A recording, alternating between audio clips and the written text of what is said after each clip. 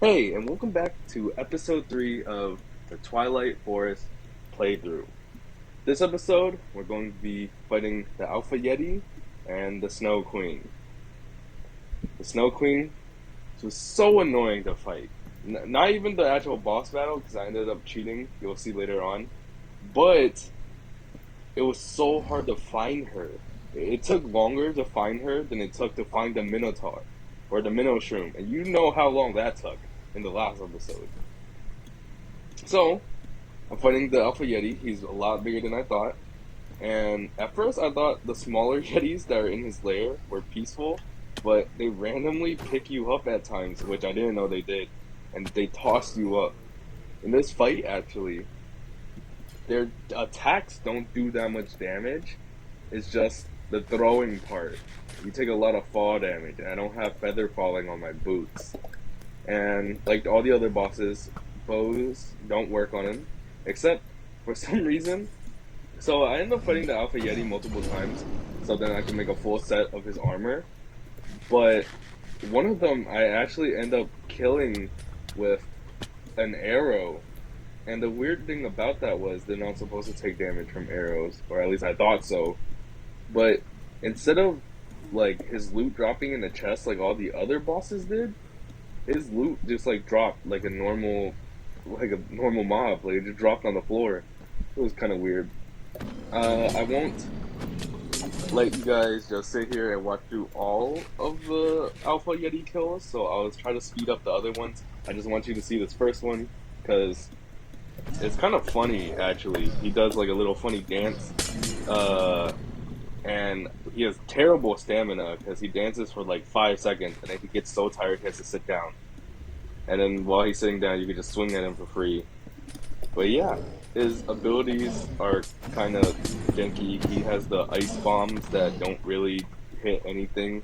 Honestly, they hit his own minions more than it hit me. And the weird thing about his ice bombs is if it hits his minions, they just straight up turn to ice. Straight up. They just become icicles.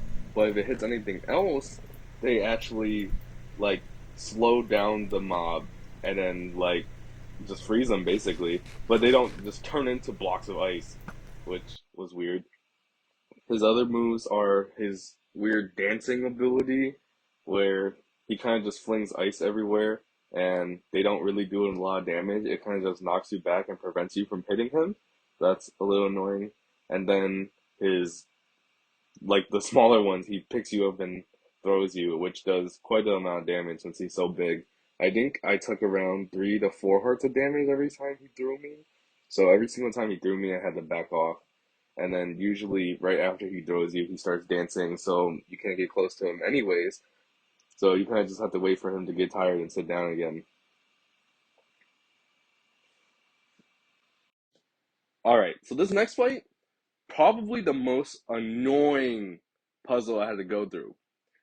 More annoying than fighting the Minnow Shroom because the Ministry did a lot of damage, and this boss, I'm gonna say, didn't really put up a fight. However, it was way harder to get to the Snow Queen's room than the Minnow Shroom, because at least the Minnow Shroom you can wander around. The maze is a certain size, yeah, whatever.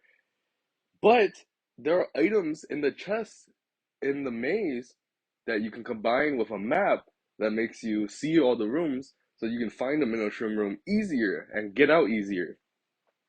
I was just doing it in a way that made it more difficult since I just wanted to, I guess. But this, when you go into this thing, all the blocks in there you can't break unless it's like the wooden blocks or ice. You can break those, but you can't break the blocks the structure is actually made out of. The blocks are opaque, so you can't even see outside of it. So you don't know how high you are, you don't know how close you are, and you just can't, you don't know anything. Except there are certain mobs in here that after you kill them, they blow up. And when they blow up, they actually may turn the blocks into glass, which you can break, which later on, that's what I end up doing. I break out of it and I use that and pour water down so that I could get down and back up easier because that's how long it took. I ended up going through like every single room and getting a lot of loot So I had to literally go back to my camp where I set up, dump a lot of items out, and then come back. And uncut, it probably took about like 40 minutes to get to her room. And that's including the cheating I did because you're not supposed to place or, well, I guess you can't, you're supposed to break blocks later, but you're not supposed to place blocks, which I end up doing. So, whatever. And I ended up actually cheating in the boss fight too. You'll see that later. And I finally, like, when I get back and I'm like looking everywhere, I can't find this room.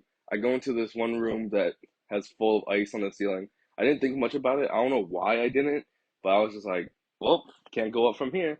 So then I went back and looked everywhere. And finally, I like built up to the top from the outside, which you can't get into, just to see which which area I needed to get to, like what direction I needed to go.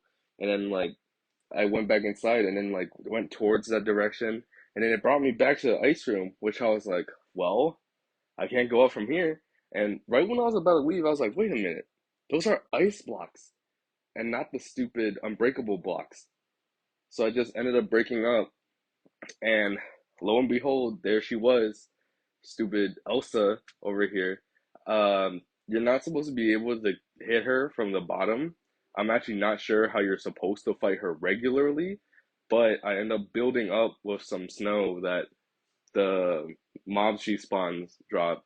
And I build up and I start smacking her with my sword, which I don't think you're supposed to be able to, since she's on top of like, I don't know, a nice tornado looking thing. Right here, she kind of just got stuck and stopped moving. So I just kept jumping and critting her until, well, eventually she died. Ended up killing her, taking the loot, and my armor was basically completely destroyed at this point. And since in the Hydra fight, I found out you can actually put the trophies on your head. I put her head on. It's pretty funny. But yeah, hope you guys enjoyed and stay on this channel and wait until the next one comes out.